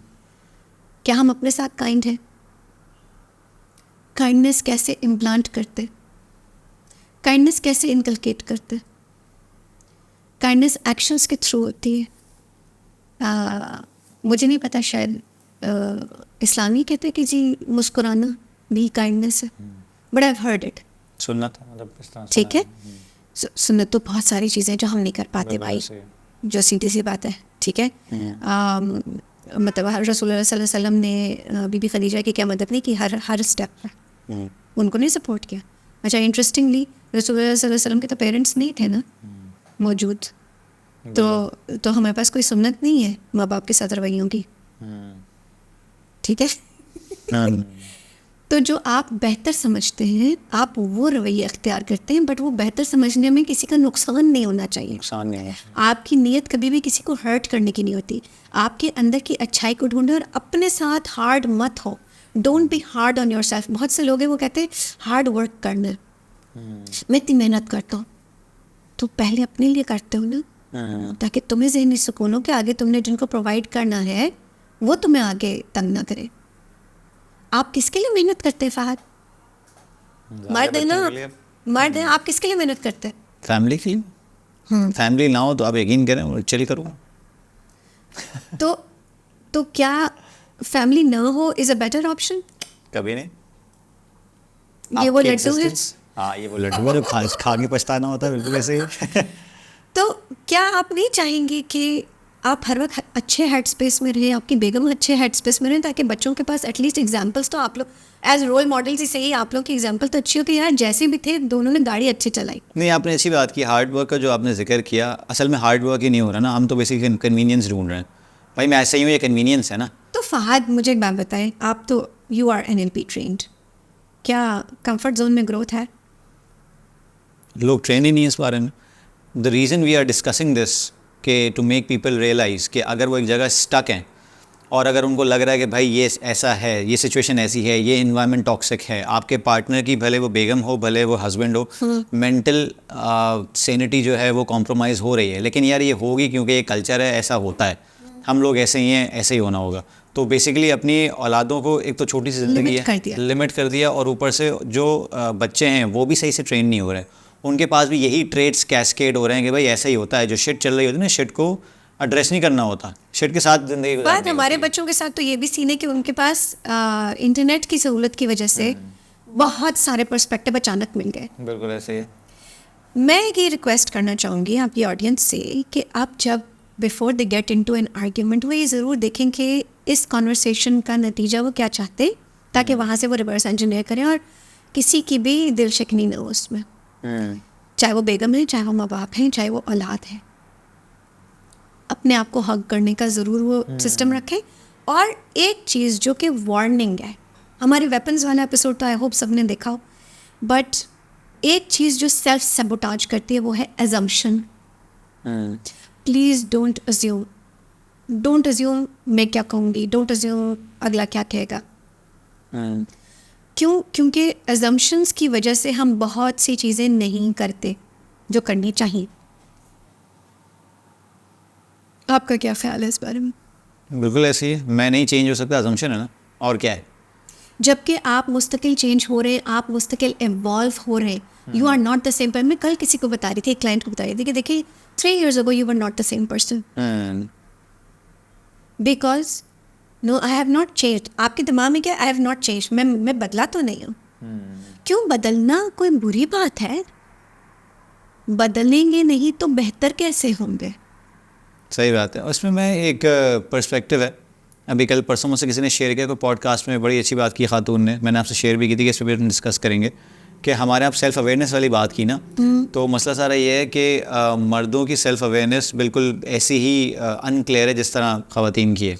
अब काफ़ी दफ़ा ऐसे केसेस होते हैं कि डोमेस्टिक वायलेंस के केस हैं, या फिर मर्दों के मुताबिक भाई टॉक्सिक वाइफ है, वो केस हैं उसके, मतलब चल रहे हैं, दोनों तरफ से होता है. बहुत दफ़ा मैंने ये भी देखा है कि यार मर्द हजरात बेचारे वो गुजार रहे हैं बस ज़िंदगी के, यार बस क्या करें, अब हो गई है, सिंपैथी है इसके साथ, जबकि बेगम टॉक्सिक चल रही है आज तक. और इसी तरह बंदे के साथ भी होता है. तो उन्होंने कहा, बड़ी खूबसूरत बात की कि भाई सबसे पहले तो आपको ये पता होना चाहिए कि आप जो फसाद खड़ा करने वाले हैं उसका रिजल्ट क्या चाहिए आपको. या फिर आप सिर्फ रैंट कर रहे हैं, आपको सिर्फ सिंपैथी चाहिए, उसके बाद you will go back to that partner, या आपने डिसाइड कर लिया कि भाई अब ये बहुत हो गया है, इसका हमें खुलासा करना है, उसको मतलब ख़त्म करना है. फायद इतनी कॉमन बात है ये. आप डिफरेंट फेसबुक ग्रुप्स हैं, ठीक है, वहाँ पे क्योंकि ख़वातीन बहुत ज़्यादा एनोनिमसली वहाँ पोस्ट करती हैं, जी मेरे रिश्तेदार हैं, मैं नहीं चाहती कि उनको पता चले, ठीक है. और हर तरह की बात वो वहाँ लिख रही होती हैं. To what result? वो चाहती है कि रैंडम ख़वातीन उनको मशवरे दें इंस्टेड कि वो प्रोफेशनल हेल्प लें. और जब प्रोफेशनल हेल्प की बात आती है तो ये तो अच्छा हम तो नहीं अफोर्ड कर सकते. आप क्या मना कर रहे हो? आप अपनी लाइफ में बेहतरी अफोर्ड नहीं कर सकते? What are you saying no to? You are not saying no to a good Louis Vuitton purse. You are not saying no to an iPhone. But you are saying no to like mindset coaching and help, relationship coaching and that kind of constructive help. और कितनी दफ़ा तो मैंने ये भी note किया, अभी recent example हमारे ख़ानदान में एक हुई थी कि बेसिकली ऑलमोस्ट डिवोर्स ही हो गई थी. तो उसके बाद जब सब ने फिर मशवरा वगैरह किया कि नहीं जी, फिर वो ज़ाहिर आपको पता ना कि मुख्तलिफ सेक्ट्स आ जाते हैं बीच में कि भाई तलाक हो गई, 30 होंगी, 3 होंगी, फतवे लिए गए, तो वो खातून वापस चली गई, जबकि उनको समझाया गया था कि देखो ये पहला इंसिडेंट हो गया, और वो पहला इंसिडेंट बताया गया था कि भाई ये इंसिडेंट हो गया. तो हम ये सपोज कर रहे थे कि शायद इस बंदी ने अब तय कर लिया है कि ऐसा नहीं होना है, जबकि ऐसा नहीं हुआ. उस बंदी को ये डर था कि यार अभी तो 4 बंदों में बात है, बाद में ख़ानदान में फैलेगी, और लव मैरिज थी तो ये बड़ा मसला होगा. तो उसने उसी चीज़ को लेते हुए कि यार अब तो ज़िंदगी भर ऐसे ही रहना है, मैं वापस चली जाऊँगी. आज भी वो बंदी पिट रही है, आज भी उस बंदी के मसले हैं, लेकिन उसने डिसाइड नहीं करना है. उसका सारे ख़ानदान को पता चल गया अब कि हाँ भाई इस तरह के इशूज़ हैं, तो दे आर नॉट डिसाइडिंग. ऐसी सिचुएशन में इट्स नॉट द बंदी, इट्स बोथ ऑफ देम. बिल्कुल ऐसे दोनों ने डिसाइड करें. देखिए, जब आप किसी भी माहौल को टॉक्सिक बोलते हैं तो उसको टॉक्सिक लेबल करने के पीछे चंद वजूहात होती, और हर वजह, जो भी वजह है, उसका सोल्यूशन मौजूद है। डिपेंड करता है कि आप राजी भी हैं वो सोल्यूशन अप्लाई करने के। अब आप सोचें ना, कितनी अनफॉर्चुनेट बात है कि आप किसी और की वजह से कि आपके बारे में लोग क्या सोचेंगे उसकी बिना पे आप अपनी लाइफ को बर्बाद कर दें। इससे बड़ा वर्स्ट डिसीजन क्या हो सकता है? बहुत सी ऐसी ख़वातीन हैं जो ये नहीं भी सोच रही कि लोग क्या कहेंगे, बट वो ये सोच रही हैं कि जी मेरे आगे बच्चे हैं तो चलो गुजारा कर लें। देखिए, मैं पहले भी कह चुकी हूँ, बच्चों की मौजूदगी कभी भी एक अच्छा रीज़न नहीं होती एक बुरी मैरिज को चलाने के लिए। अगर आपको वाकई साथ रहना है तो एक दूसरे को समझने की कोशिश करें। मैं बारहा कह रही हूँ कि कोई इंसान बुरा नहीं होता, उसके अंदर कुछ ना कुछ अच्छाई का एलिमेंट होता है। उस एलिमेंट को इन्हांस करना उसकी खुद की भी जिम्मेदारी है, और उसके पार्टनर को वो सपोर्ट और स्पेस अलाउ करना उसके पार्टनर की जिम्मेदारी है। कॉमन ग्राउंड्स देखें बेसिकली, कहाँ पे काम हो सकता है। आपको कॉम्प्रोमाइज़ करने को नहीं मैं कह रही, मैं ये कह रही हूँ कि आओ ज़िंदगी को बेहतर बनाओ ना। क्या करना होगा उसके लिए? जो करना होगा वो एफर्ट लगाने के लिए तैयार तो वो पहले। अगेन हार्ड वर्क, बात hard I say smart work. When you are knowledgeable, you don't do hard work, you do smart work. और नॉलेज ही ना हो तो सबसे पहले सेल्फ अवेयर होते हैं। वही ना, यही नॉलेज नहीं है ठीक ना। है, तो आपकी अब माशाल्लाह Majority में। आपकी पॉडकास्ट के थ्रू बहुत से लोगों को एटलीस्ट ये अवेयरनेस तो आ रही है कि यार ये भी कुछ है, ये भी देखना चाहिए। आपको पता है, मुझसे क्वेश्चन होता है कि जी आप कपल काउंसलिंग करती हैं, मैरिज काउंसलिंग करती हैं। मैं कहती हूँ नहीं, मैं काउंसलिंग नहीं करती, I am a coach, I am an neuro encoding specialist. मैं आपको आपके हिसाब से, जो इस वक्त आपकी सिचुएशन है उसके हिसाब से आपको मैनेज करना चीज़ बता सकती हूँ। करना आप नहीं है, मैं आपको एम्पावर कर सकती हूँ। मेरी तरह और कोचेस भी हैं। फहद, आपने कितने लोगों को फिटनेस में एम्पावर किया है ना। आज वो आप पे डिपेंडेंट नहीं, सारा गेम सोचने का है, सारा गेम सोच का है, नॉलेज का है। आज वो आप पे डिपेंडेंट नहीं है। प्लीज कीप इन माइंड कि हम इंटरडिपेंडेंट हैं। इंटरडिपेंडेंसी को फ़रोग दीजिए, एक दूसरे की अहमियत और कदर का एहसास कीजिए। हाई वैल्यू लो वैल्यू लोग नहीं होते, जस्ट सेइंग। क्योंकि मैंने देखा एक आध पॉडकास्ट में हाईलाइट हुआ हुआ, अगर कोई लो वैल्यू लेबल हो रहा है तो उसको अपने ऊपर काम करके अपने आप को खुद हाई स्टैंडर्ड, अपने स्टैंडर्ड्स को रेज करना है। और ये सिर्फ तभी होता है जब आप रिफ्लेक्ट करते हैं, इंट्रोस्पेक्टिव हो जाते हैं और हम देखते हैं where are my areas of growth. आपका एरिया ऑफ ग्रोथ क्या है अब as an individual person? Finances. Yes, so you are very clear on that. See, it didn't take you time. बिल्कुल ऐसे। मैं कल हंस रही थी कि मैंने now thanks to this podcast I am placed as a relationship coach. ठीक है, मैंने जब 2021 में UPW अटेंड किया था, Unleash the Power Within, Tony Robbins का प्रोग्राम, तो बिफोर द प्रोग्राम स्टार्टेड जब मटेरियल आपको मिलता है ना, तो वो पूछते हैं what is your why, strong why. मैंने सा लिखा था, और उसमें नीचे जब मैंने काफ़ी दिन बाद जाके देखा अब नोट्स अपने, क्योंकि आपको पता है ना, स्किल सेट बढ़ाने के लिए बार बार आप रिफ्लेक्ट करते हैं, बार बार आप रीलर्न करते हैं, अनलर्न करते हैं, रीलर्न करते हैं। फिर वहाँ मैंने लिखा होता है want to be the best relationship coach, mindset coach. मुझे उस वक्त याद नहीं था, फिर आपने रिकॉल किया कि यार मैंने रिकॉल किया कि यार, और मैंने मेरी मार्केटिंग कोच है, लाइक आई बिलीव कि कोच को भी कोचिंग की ज़रूरत होती है। सो मेरे मार्केटिंग कोच ने कहा कि Sana, this is a very strong element that you have and a strong service that you can offer, so have you never thought about it? That's when I told her. उस वक्त मैंने अपने notes देखा, मैंने उसको बताया, उनका it is surprising for me, but मैं सबकॉन्शियसली अपने आप को ये सीड कर चुकी थी 2021 में कि मैंने अपनी पर्सनल लाइफ में भी अपनी इंटीमेसी बेहतर करनी है, अपनी रिलेशनशिप को बेहतर करना है। और ऑब्वियसली जब मैं कुछ सीखती हूँ, मैं दूसरों को सिखाना चाहती हूँ। आई लव शेयरिंग नॉलेज, ठीक है। So this came like that and I am loving it. मतलब आपको अंदाज़ा है कितना पैशनेटली मैं ये काम करती हूँ। देखें, जो रिलेशनशिप्स है ना, ये पूरी साइंस है, साइंस है और आर्ट्स है, बिल्कुल। और ये दुनिया का हर डिसिप्लिन है। मैं तो ये कहता हूँ, थोड़ा सा मैंने देखा है कि ज़िंदगी में काफ़ी लोग ऐसे भी मिले मुझे जो बेसिकली रिलेशनशिप कोच हैं, लेकिन उनका रिलेशनशिप का एक्सपीरियंस नहीं रहा है। आपसे बात करने का मकसद और आपसे पॉडकास्ट करने का मकसद यही है कि आपने अपनी लाइफ पे भी, अपने रिलेशनशिप पे काम किया। मेरी भी स्ट्रगल्स हैं, आपकी भी स्ट्रगल्स हैं, और हमारे ऑडियंस की भी स्ट्रगल्स हैं। तो जब आप बात करते हैं रिलेशनशिप कोचिंग की, तो आपको नहीं लगता है कि उस कोच को एक ऐसा बंदा कैसे कोच कर सकता है किसी रिलेशनशिप के बारे में जो कभी रिलेशनशिप से गुजरा ही ना हो? क्योंकि इस तरह के लोग हैं मार्केट में। आई जस्ट कोई ऐसा कोई पर्सनल ग्रज किसी से नहीं है, लेकिन मुझे थोड़ा सा साइंटिफिकली या डिसिप्लिन के तौर पर मुझे लगता नहीं है कि ऐसा होना चाहिए। देखिए, जब मैंने अपने मेंटोर्स ढूंढने शुरू किए थे, ठीक है, फॉर वेरियस थिंग्स, तो आई ऑल्सो लुक्ड अप कि कोच के अंदर क्या खसूसियात होनी चाहिए जिसकी बेसिस पे मैं उसको चूज़ करूँ। वो तो स्ट्रगल से गुजर होना चाहिए ना, मेरा ख्याल है। So so walking the talk is most important. या how can you walk the talk? आप, इसका मतलब क्या होता है कि आप जो बोल रहे हैं, क्या वो आप एक्शंस ले भी रहे हैं? ये लिए हैं कभी आपने, या आपने लिए हैं, या आप उसमें बिलीव करते हैं? क्योंकि ना वो दिख जाता है, वो पता चल जाता है। ऑथेंटिसिटी क्वेश्चन मार्क नहीं बननी चाहिए, ठीक है? सो जब भी आप जिस भी एरिया ऑफ लाइफ के लिए कोई कोच ढूंढें, तो आप ये ज़रूर देख लें कि उनके पर्सनल स्ट्रगल्स में क्या वो एलिमेंट शामिल था, क्या उन्होंने ओवरकम कर लिया। हो सकता है वो सिर्फ आपसे एक स्टेप अहेड हो, लेकिन अगर वो एक स्टेप अहेड भी है तो वो आपको सिखा सकते हैं। बिल्कुल ऐसे है, ठीक है? और कितने ऑथेंटिक है, अब तो हर कोई सोशल मीडिया पे प्रेजेंट है। और देखिए, अब हर सोशल मीडिया की रिक्वायरमेंट भी अलग है ना। लिंक्डइन पे एक सर्टन टाइप का क्राउड है, फेसबुक पे सर्टन टाइप का क्राउड है, और इंस्टा पे सर्टन टाइप का क्राउड है। मैं ओमनी प्रेजेंस मेरी है वहाँ पर, but and I get because मेरा काम ऐसा है, लाइक यू सेड, रिलेशनशिप्स आज से तो नहीं है, और रिलेशनशिप्स ऐसा भी नहीं है कि ख़त्म हो जाएंगी।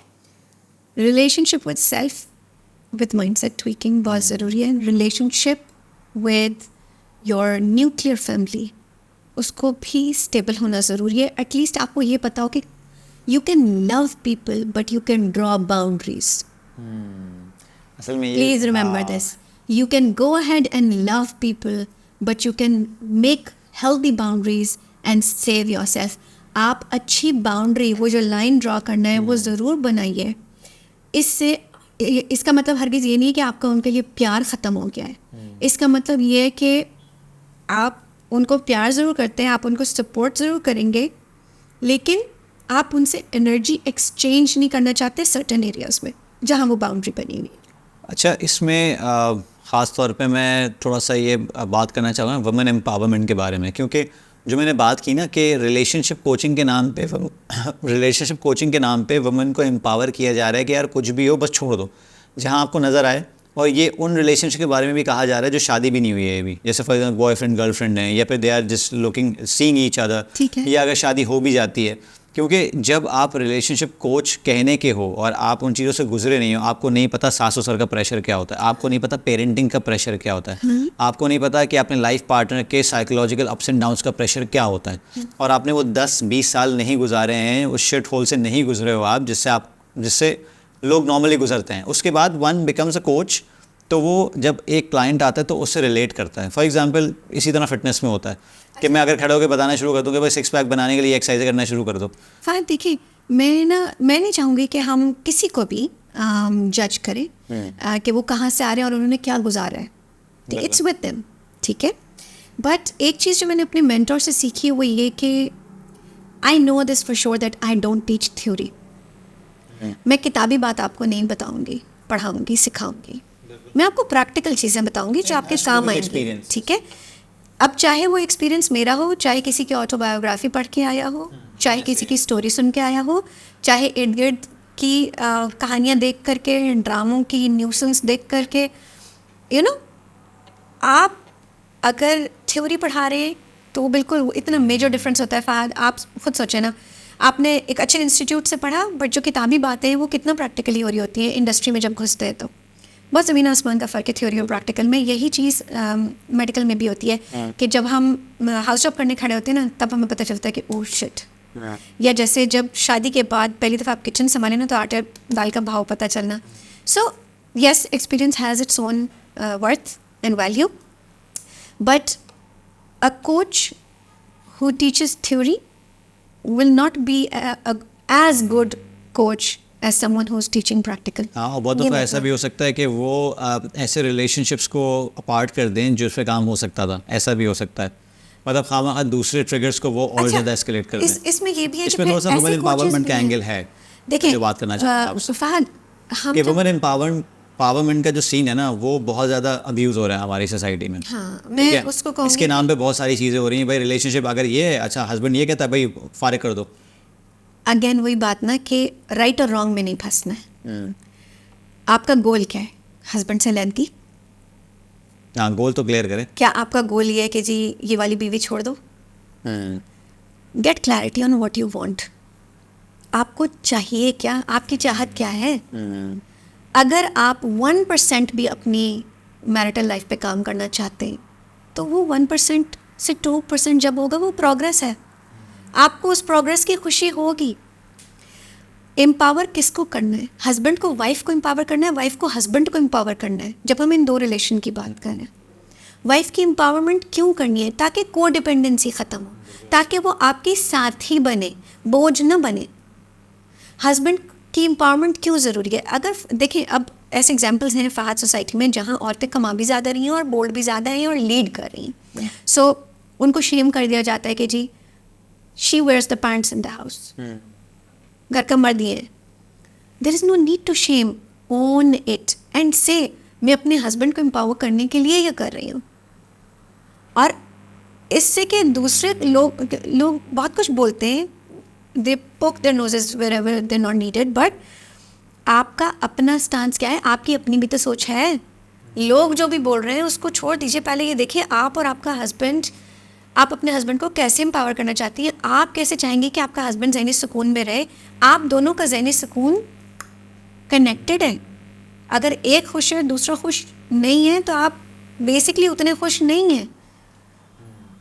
हाँ, ये ज़रूर कहूँगी मैं कि जब आप वुमेन एम्पावरमेंट की बात करते हैं तो औरतें औरतों को सपोर्ट करती हैं। क्या मर्द मर्द को सपोर्ट करते? मर्द ही हैं जो एक दूसरे को, मतलब एक दूसरे से एक्सप्रेस नहीं कर पाते इमोशंस, और अगर कोई ज़्यादा एक्सप्रेसिव हो जाए तो उसको फेमिनिन समझने लगते हैं, ज़्यादा लेबल्स लगा दिए जाते हैं। तो कहाँ जाए वो मर्द? मुझे हमदर्दी ज़रूर है, बट ये हमदर्दी सिंपैथी वाली नहीं है, एम्पैथी वाली है कि ठीक है तुम्हारी ये सिचुएशन है, आओ इस पे काम करते। करना चाहते हो? What do you want? आपको चाहिए क्या? अच्छा, मुझे ये बताएं कि आपके जितने भी एक्सपीरियंसेस रहे हैं रिलेशनशिप कोचिंग के बारे में अभी तक, तो आप अगर फॉर एग्जांपल मैं बोलूँ कि दरिया को कूजे में बंद करें और एक चीज़ बताएं, पहले हम मर्द हज़रात की बात कर लेते हैं कि एक चीज़ मर्दों को क्या काम करना चाहिए जिस चीज़ से उनकी औरतें उनकी तरफ they become conducive to their needs, या फिर उनको समझना शुरू कर दें। मुझे ऐसा लगता है कि तमाम मर्द हज़रात को, लाइक आई सेड, फीलिंग्स और इमोशंस की वोकैबुलरी थोड़ी सी बढ़ाएं ताकि वो एटलीस्ट अपनी लाइफ पार्टनर को तो बता सकें कि वो कैसा महसूस कर रहे हैं।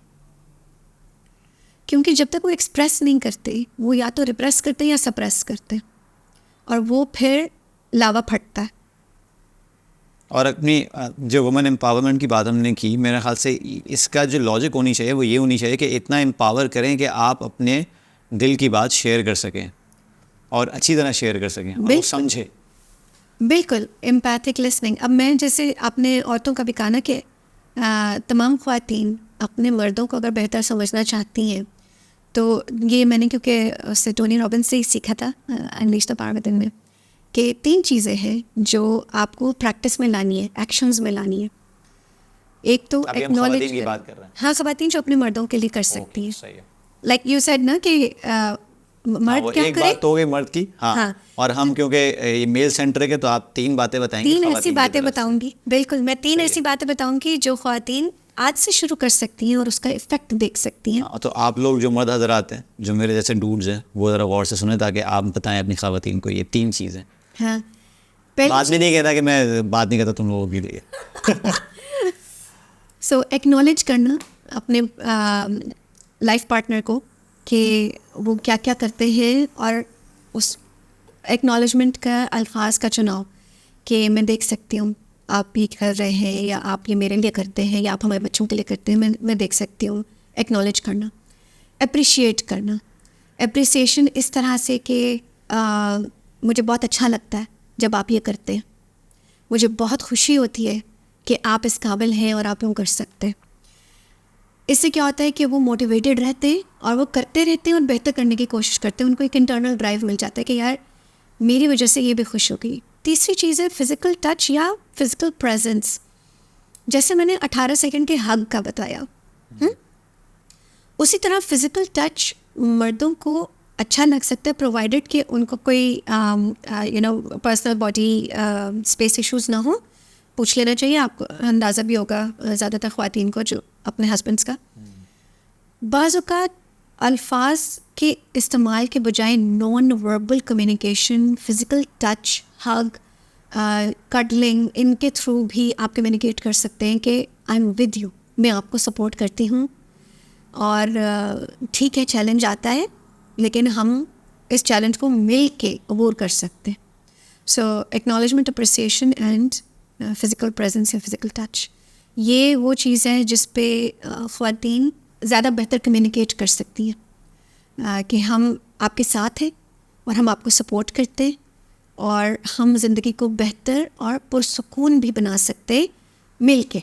It will not be one sided, let me tell you.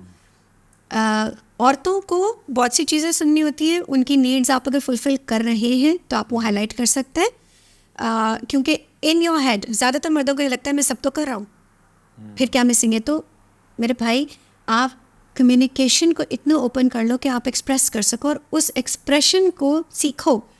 लावा फटना नहीं होता एक्सप्रेशन। सप्रेशन और रिप्रेशन की बात नहीं मैं कर रही, मैं जो बात कर रही हूँ वो ये कर रही हूँ कि फॉर एग्जांपल फ़हद, आप जाके उसको बोलें, बुशरा को बोलें, ये बुशरा पूरे दिन तुम लगी रहती हो, चलो किसी वीकेंड जाके फुट मसाज करा लो। आपने कुछ भी नहीं किया है, आपने सिर्फ उसको ये कंफर्ट दे दिया है कि आप देख सकते हैं कि वो मेहनत कर रही है, काम कर रही है, और आपको एहसास है कि उसके पाँव दुख गए होंगे तो आपने पेडिक्योर का मशवरा दे दिया। हालांकि बहुत छोटी सी बात है, बट ये एक औरत के लिए इमोशनल कनेक्शन की बात है। क्या नीड्स फुलफ़िल हो रही है इससे? अगर हम नीड्स वाले एपिसोड पे जाए तो इससे मिनिमम 4 नीड्स तो फुलफ़िल हो रही है, तो आपने 5वीं के लिए ग्राउंड ले कर दिया कि अब आप ग्रो भी कर रहे हैं साथ। छोटी सी बात है, और ये अगर मर्द हज़रात के साथ किया जाए तो उनको कितना अच्छा लगेगा, है ना भाई। क्योंकि स्ट्रगल्स तो हैं ना सबकी। स्ट्रगल्स है, अब खुद सोचे ना, मैं जहाँ कह रही हूँ आपको, वे देखें, दूसरे पर डिपेंड करने के बजाय एटलीस्ट अपने आप को हक करना तो शुरू करें। ठीक है, अपने साथ काइंड होना शुरू हो, अपने इमोशंस को समझें, अपनी फीलिंग्स को एक्नॉलेज करें। हाँ मैं ऐसा महसूस कर रहा हूँ, उसको हाँ तो करें। क्या बोलते हैं उसको, इनडिफरेंट हो जाना। ये लोग तो ऐसे ही हैं, मैं तो ऐसे ही हूँ।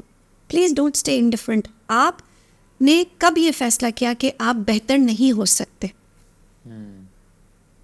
कब आपने ये फैसला किया? बिल्कुल ऐसे ही है ना। आई थिंक हमें इस पे कंक्लूड करना चाहिए कि आज सब जाके रिफ्लेक्ट करें अपने अंदर। और क्योंकि ये डेडिकेटेड ही मेन को है, तो मैं चाहूँगी कि आप लोग सब ज़रूर रिफ्लेक्ट करें कि आज आप कहाँ खड़े हैं। क्या आप मज़ीद सेल्फ अवेयर होना चाहते हैं? क्या आप विलिंग हैं अपना टाइम, पैसा, एनर्जी इसमें इन्वेस्ट करने के लिए, क्योंकि ये आपकी ग्रोथ है। सही बात है। और जो आपने बात की उसको कंक्लूड करेंगे इस पॉइंट पे कि डिसीजन, असल चीज़ तो डिसीजन है ना। क्योंकि बहुत दफ़ा जो हमारे कंटेंट के नीचे आके कमेंट्स करते हैं, उल्टे सीधे कमेंट्स भी होते हैं, अच्छे कमेंट्स भी होते हैं, जो मिसअंडरस्टैंड करते हैं। मेरा कोई भी कंटेंट हो गया, फिटनेस के हवाले से हो गया, मनी मेकिंग के हवाले से हो गया, रिलेशनशिप के हवाले से हो गया, बहुत ऐसी बातें होती हैं जो मुझे लगता है कि यार ये बात तो ठस करके लगेगी और समझ में आएगा लोगों कि मैंने, अल्लाह का शुक्र है, कोई वैल्यू ऐड किया। मुझे बड़ा अच्छा लगता है, मतलब I take pride in this fact कि यार मैंने किसी को बुला के, किसी जो मुझे चीज़ अच्छी लगी तो वो किसी और को भी अच्छी लगी, लाइफ में चेंज लेकर आया, क्योंकि मेरी लाइफ में चेंज आया। लेकिन अगर सामने वाले ने डिसाइड किया हुआ है कि मिसअंडरस्टैंड ही करना है, कुछ लोग ताड़ के बैठे हुए होते हैं, यार पूरे 1.5 घंटे के पॉडकास्ट में ये 1.5 मिनट जो है ना, मतलब ये सही नहीं किया तुमने, बाकी गया भाड़ में। तो वो आपका डिसीजन है, और यही डिसीजन आप घर में भी कर रहे हैं, अपने पार्टनर के साथ भी कर रहे हैं, ख़वातीन भी अपने पार्टनर के साथ कर रही हैं। तो मेक श्योर कि आप डिसाइड क्या कर रहे हैं। तो हम 36,000 डिसीजंस लेते हैं एक दिन में, कम से कम भी 36,000 डिसीजंस में से कितने ऐसे हैं जो आप कॉन्शियसली अपने आप को बेहतर करने के लिए और अपने रिश्तों को बेहतर करने के लिए ले सकते हैं? बेहतरीन सना, अगले एपिसोड में मिलते हैं इंशाल्लाह। और कुछ और इसके साथ आप लोग, मैं रिक्वेस्ट करूँगा कि आप लोग कमेंट्स करते हैं, कुछ सवाल करते हैं जो बेसिकली हमारे लिए वैल्यू ऐड करते हैं, तो करते रहिए, हमें मैसेज भी कीजिए। हमारा फेसबुक पेज भी है, इंस्टाग्राम पे भी हम मौजूद हैं, और जो भी सना की डिटेल्स हैं, मेरी डिटेल्स हैं, इस वीडियो के डिस्क्रिप्शन में होंगी। You can actually reach to us and put out the questions जो कि हम इंक्लूड कर सकें नेक्स्ट एपिसोड में। तो इंशाल्लाह मिलते हैं नेक्स्ट एपिसोड में। खुदा हाफिज़। चैनल को सब्सक्राइब कीजिएगा, वीडियो को लाइक कीजिएगा और शेयर कीजिएगा उन लोगों के साथ जिनका आपको लगता है कि उनकी लाइफ में वैल्यू ऐड हो सकती है। खुदा हाफिज़। थैंक यू, अल्लाह हाफिज़।